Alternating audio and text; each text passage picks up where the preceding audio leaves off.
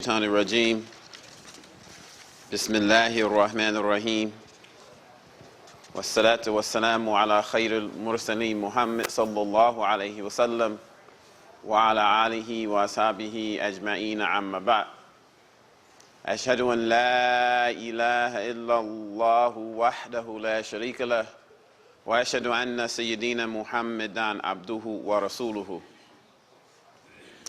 We want to thank ISGH, ICNA, Islamic Learning Foundation,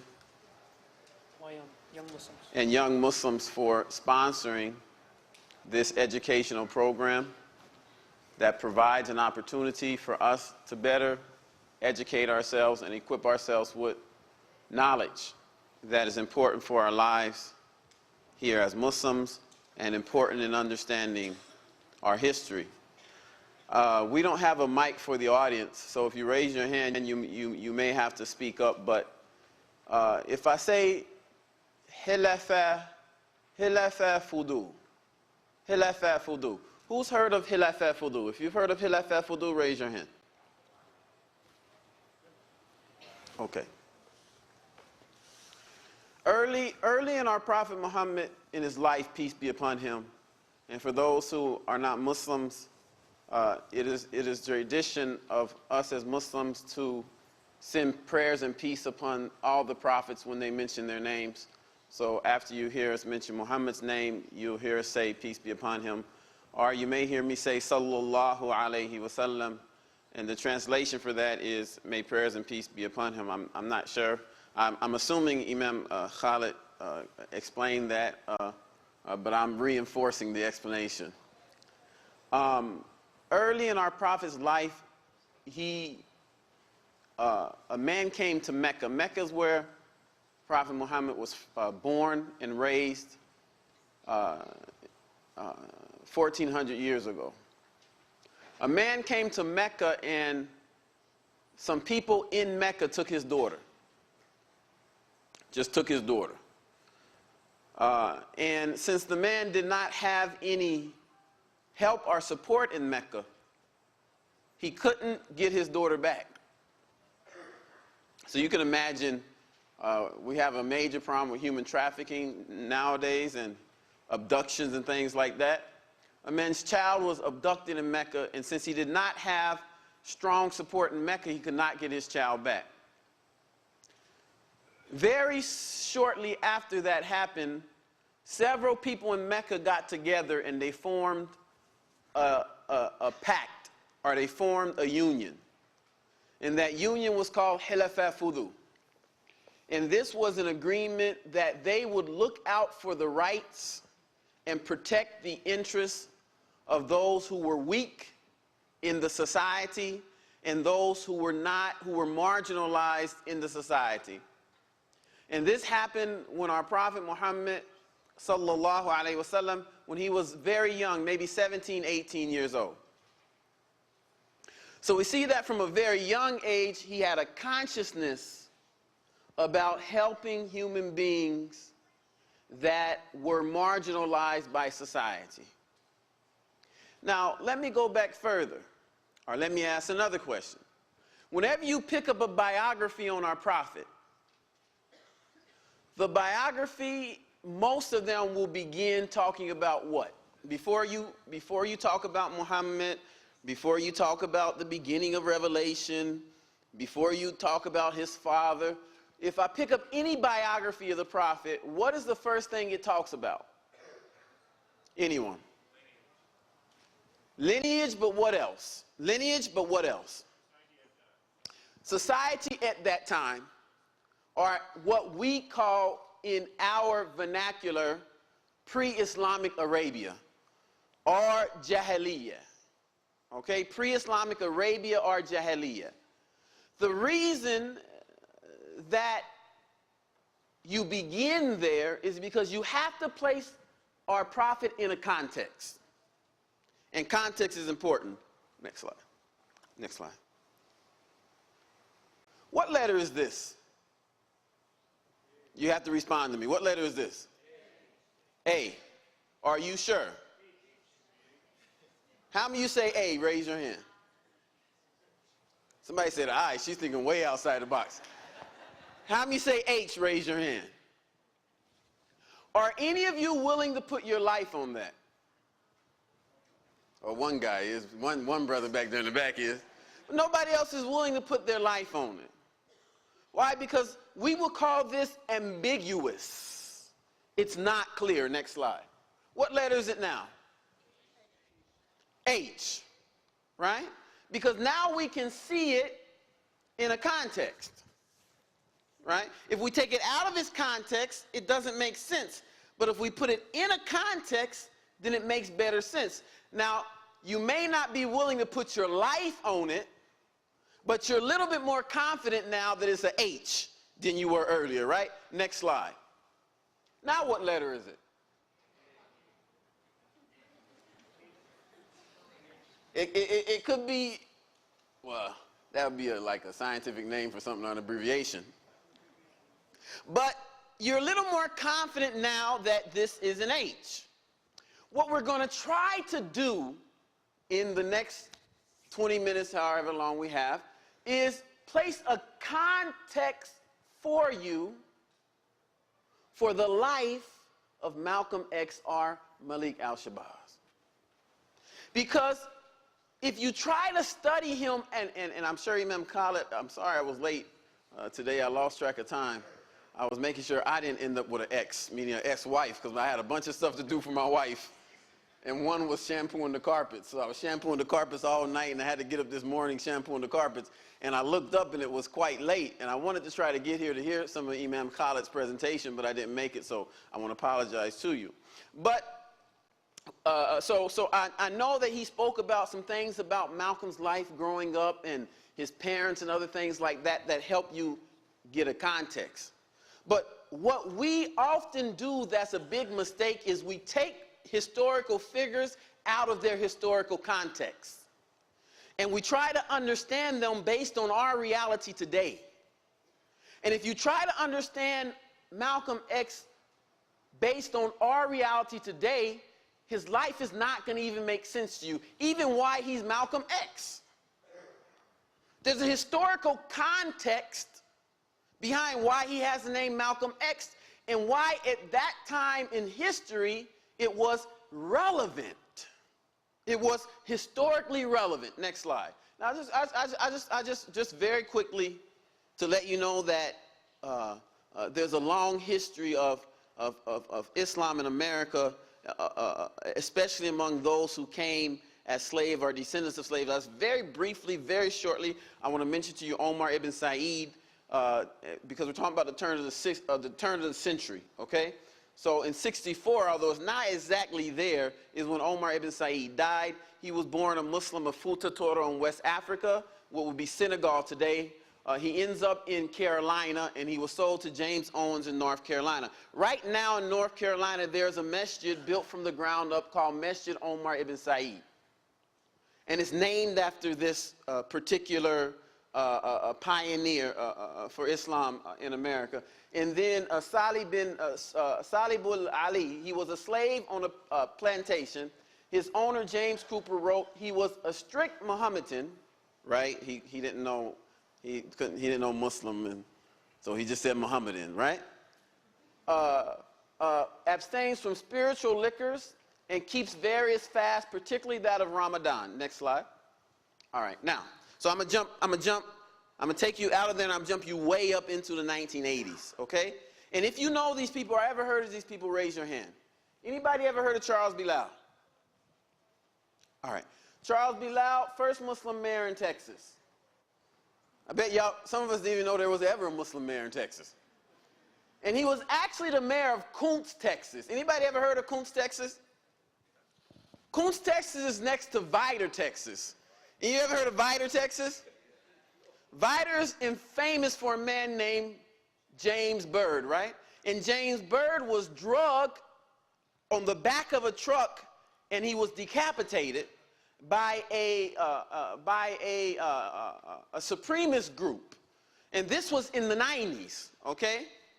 Yet right next door to Vidor was a African-American Muslim mayor, the first in the history of Texas. Any of y'all ever heard of Keith Ellison? Right, everybody heard of him, right? Anybody ever heard of Andre Carson? Right? Oh, really? Not that many, right? Well, Andre Carson is in Congress just like Keith Ellison. And he's the second Muslim congressperson in the history of the United States of America that was public about it. Okay? Muhammad Ali. Anybody ever heard of Muhammad Ali? All right. Kareem Abdul-Jabbar? Ahmad Rashad? All right, next slide. Barack Hussein Obama?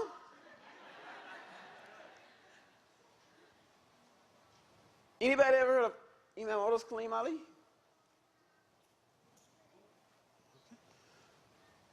He opened up the first voluntary mosque on a military base in the history of the United States of America. And when he was asked why he was opening up a mosque on a military base, he said, if my sons ever get drafted into the United States military, I want to make sure they can practice their religion while they are soldiers. Okay? Abdul Rashid Muhammad, anybody ever heard of him? He was the first Muslim U.S. Army chaplain.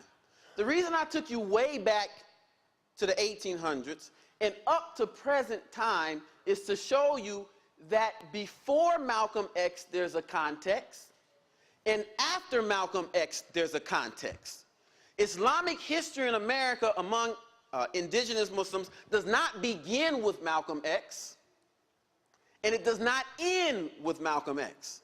Malcolm X was just one piece of the puzzle, a major piece, a historically significant piece, but you have to put them in his context. Just like the T-H-E, there's a T before the H and an E after the H, and you can only see the complete picture if you see the whole word.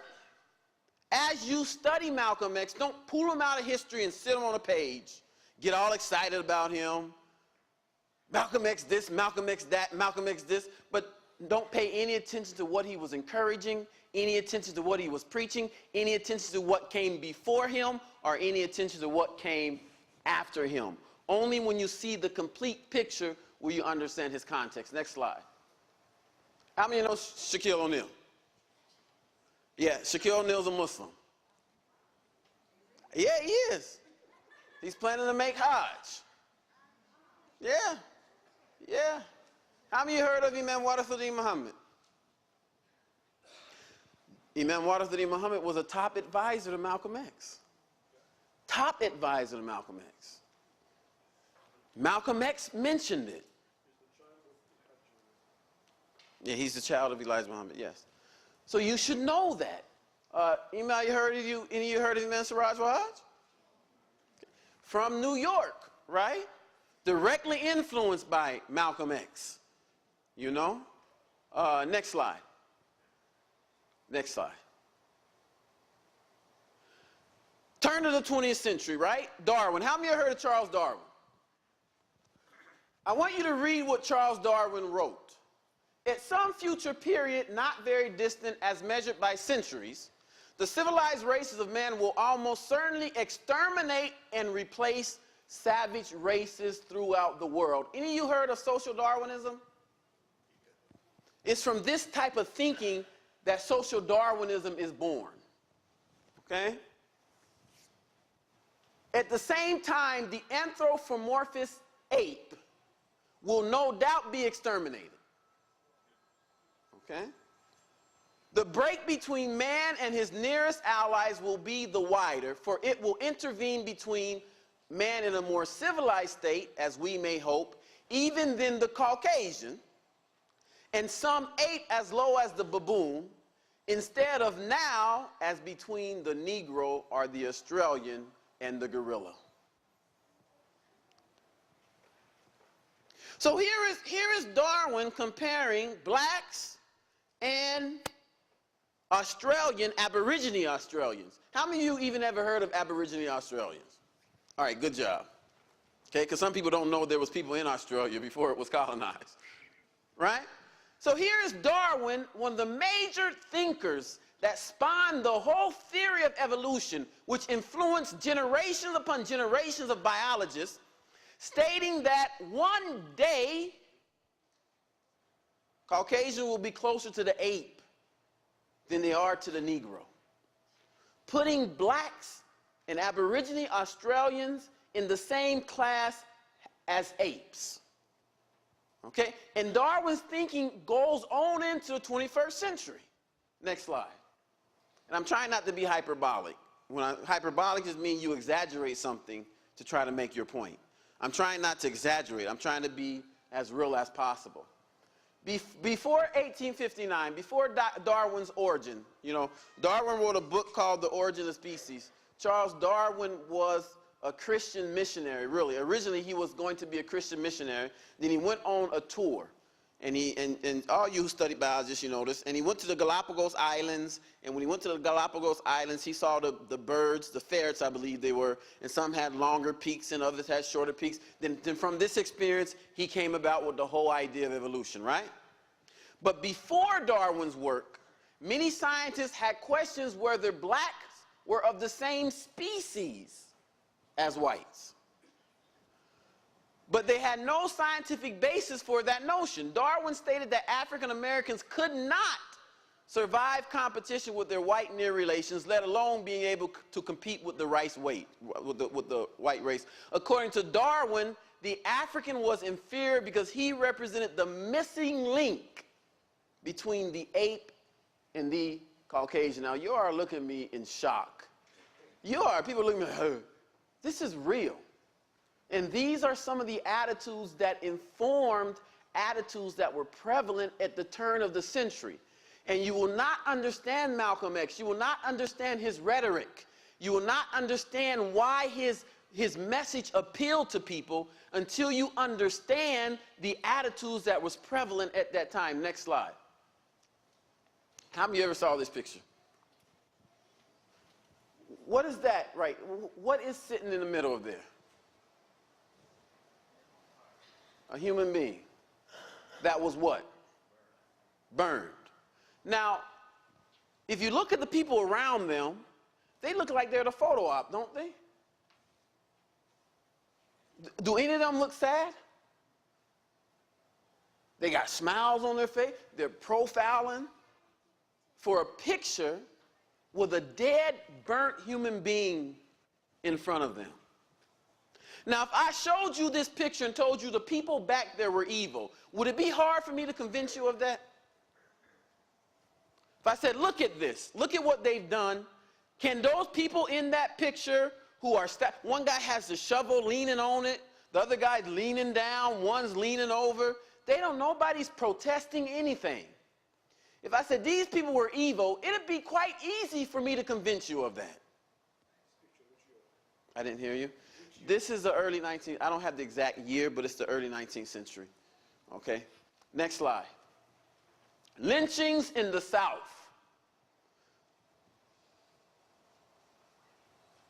Victims of lynchings, 1882 to 1968. Where do we live? The dark states are the states with the most lynchings. Where's Texas? Right? Arkansas, Louisiana, Alabama, Georgia, Florida, South Carolina, Kentucky. The whole South has 160 to 581 lynchings. Okay?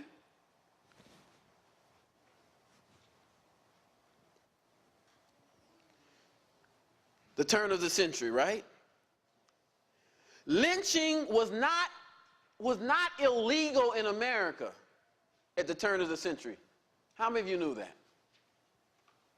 It was not against the law to lynch people. I mean, well, technically. But hell, the judge was a KKK member. And even if you got it to go toward the judge, the person he's trying, they're probably under the sheets together. So he's not going to send that person to prison. This is real. Muslims think we got it bad now. We actually think because a little bit of pressure is being put on Muslims and bad things are being said in the media. Oh my goodness, things are so bad for Muslims. Look, man. And then, you know, this guy from Florida who's saying all these bad things about Muslims, and now they got him on all these ads, shocked. It was a time where the governor could say blacks were niggers and apes and animals, and nobody would even bat an eye. And it's only in that context that you'll be able to understand Malcolm X. This ends in 1968. How many of you were alive in 1968? Raise your hand. That means that lynchings, you may have been subject to being lynched. Now, of course, as it got closer to modern time, the ability of you to get lynched decreased, but you were still subject. And see, we don't even have time to talk about Rosewood and what happened up in Oklahoma City, and how whole black neighborhoods and black towns were all destroyed and wiped out and lynched and burnt and killed under the false pretenses that someone in the town had raped a white woman. Now, don't get all nervous on me since I said white woman. That's what happened. A Caucasian woman, they would say that a black person raped them, and then a lot of the men would get liquored up, and they go start killing people. I know this seems like something that's only in a movie, but it was a reality at the turn of the century. Next slide. This is something, and you can't see it all, and I'll try to get the slides to you, but all you got to do is Google this. It's all over the internet now. It's not very difficult to get it. All you got to do is Google some of these things. But this was a pamphlet put out by the NAACP. How many of you have ever heard of the NAACP? All right. Called The Shame of America. And this is a propaganda piece. It says, do you know that the United States is the only land on earth where human beings are burned at the stakes? In 4 years, 1918 to 1921, 28 people were publicly burned by American mobs.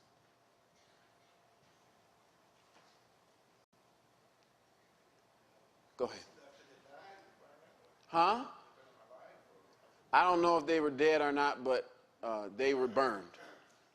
I don't know how many of them were burned alive or how many of them were dead when they burned them.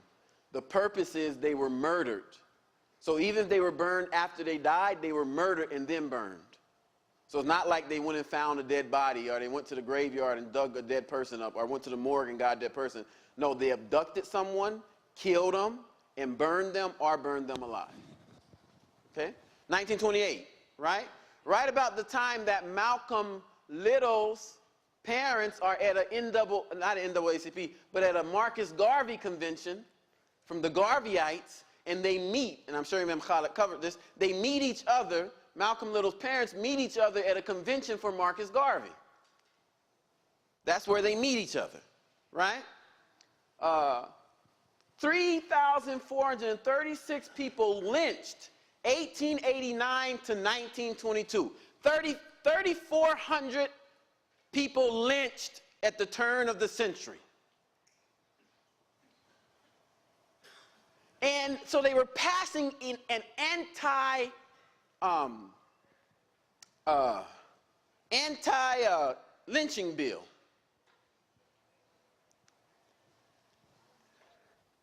And it was a debate in Congress of whether or not it would pass. Can you imagine there having to be a debate on whether or not to pass an anti-lynching bill? So now, if you're looking at all this and then you see a young, charismatic person with a bow tie on, clean, telling you, don't look at what they're doing. Look at what's happening to your people. You deserve better than this. You're not an animal, you're a god. You're not the scum of the earth, you're the cream of the earth. You're not close to the ape, you're more civilized than the one that's lynching you, the one that's burning you. It's very easy to get emotion. Look how many Americans have been turned unfavorably toward Islam by propaganda in the media today, and we ain't doing nothing like this. Ain't no Muslims in America burning anybody. Ain't no Muslim in America lynching anybody. Ain't no Muslim mobs running around kidnapping people. None of these kind of things are happening. Yet public opinion has been influenced negatively toward Muslims because of something that somebody from another country did, from the other side of the world, who was over here visiting, was influenced by misguided people in our religion who manipulated their ignorance and played upon their faith and had them commit insane acts, heinous acts, right? And now the whole Muslim American community is suffering the brunt of that. We're being looked at in strange ways because of that. 10 years later, although we're neighbors, we have jobs, we pay taxes, we give civil service, people have known us for years to be peaceful, calm people. Yet all of us is being questioned. Now you imagine living at the turn of the century and not just reading about someone being lynched, but that your brother got lynched, or your sister got lynched, or your uncle got lynched, or your aunt got lynched, or some of your friends got burned at the stake. And here comes this young firebrand of a preacher.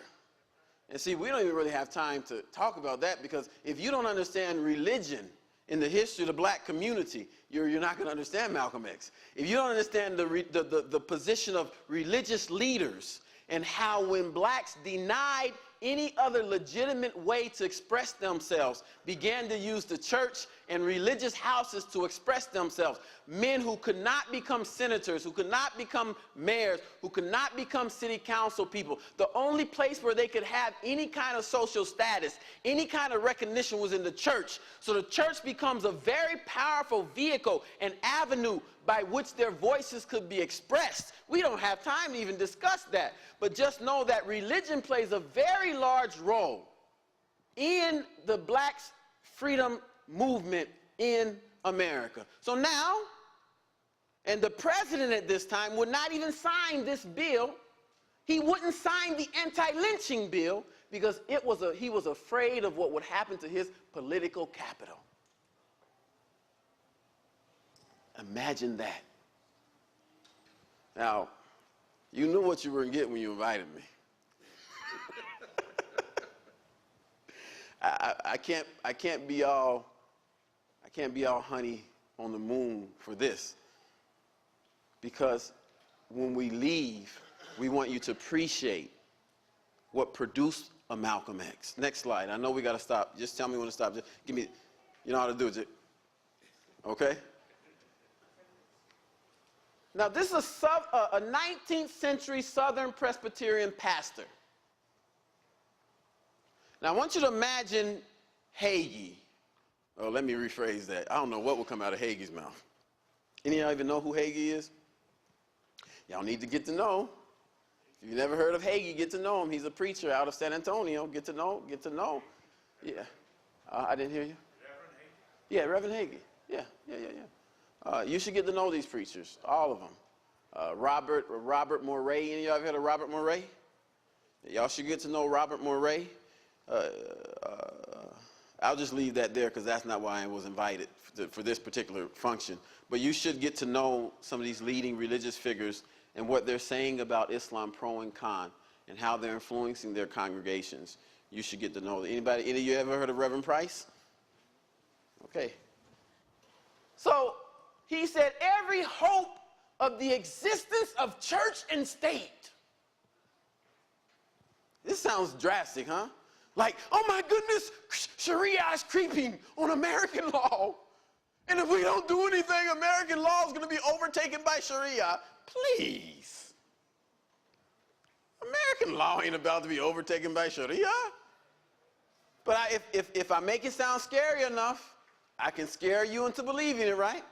So here he's saying, every hope of the existence of church and state and civilization itself, not just America, but civilization, period, hangs upon our arduous effort to defeat the doctrine of Negro suffrage. If blacks vote, the whole world is going up in flames. This is real. Next slide. Next slide. 1865, slavery abolished by the 13th Amendment to the United States of America. So only 35 years before the turn of the century, slavery was abolished. 35 years is not that long. Realize, my fellow Americans, that we are only 145 years up from legal slavery in the United States of America. And I didn't even discuss all the laws pre this, right? Next. All right, so now, here you have all these blacks that were enslaved, then they become free, yet they're still enslaved because they have no legitimate way to earn money, they have no legitimate way to really earn land, they have no legitimate way to get an education, they don't have their own schools, they don't have their own banks, they don't have their own community center. It's not like now. If you're discriminated against now, you can go to the EOC. You can go to the Equal Employment Commission, right? And you can file suit if you're discriminated against. Well, after slavery, you were discriminated against and nobody didn't care. You say, oh, I'm being discriminated against. They say, so what, nigger? So what? So what you're being discriminated against? Right? So the whole question at the turn of the century is, how do blacks get freedom? How do blacks get dignity? How do we have our own human dignity where we can earn a living in a good way for our family, that we can earn land, where we can buy homes, where we can get educated, just get education? This was the whole discussion. And so in the early 20th century, you see a birth of intellectuals trying to solve this problem. One is Dr. Wilmot Blyton. Any of y'all heard of Edward Wilmot Blyton? Okay, we got to do some studying for Islam in America. Blyton never took Shahada. Blyton was a Christian. He never took Shahada. He never said, Ashhadu an la ilaha illallah, Ashhadu anna Muhammadan Rasulullah. He never said that. Okay? Blyton, who's considered the father of Pan-Africanism, he wrote a book called Christianity, Islam, and the Negro Race. He published it in 1887. And in his book, he promoted the idea that Islam, a major religion in sub-Saharan Africa, was a more unifying and fulfilling effect on sub-Saharan Africans than Christianity. And he said, which was also a major religion in Africa. The latter was introduced mostly by European colonizers, and Blyton believes it has a demoralizing effect. So here's Blyton looking at the politics of oppression in sub-Saharan Africa, and he sees that at this point in time, Christianity was the religion of the colonizers, and it did not do anything to dignify the indigenous African people. I'm not talking about Americans, I'm talking about Africans.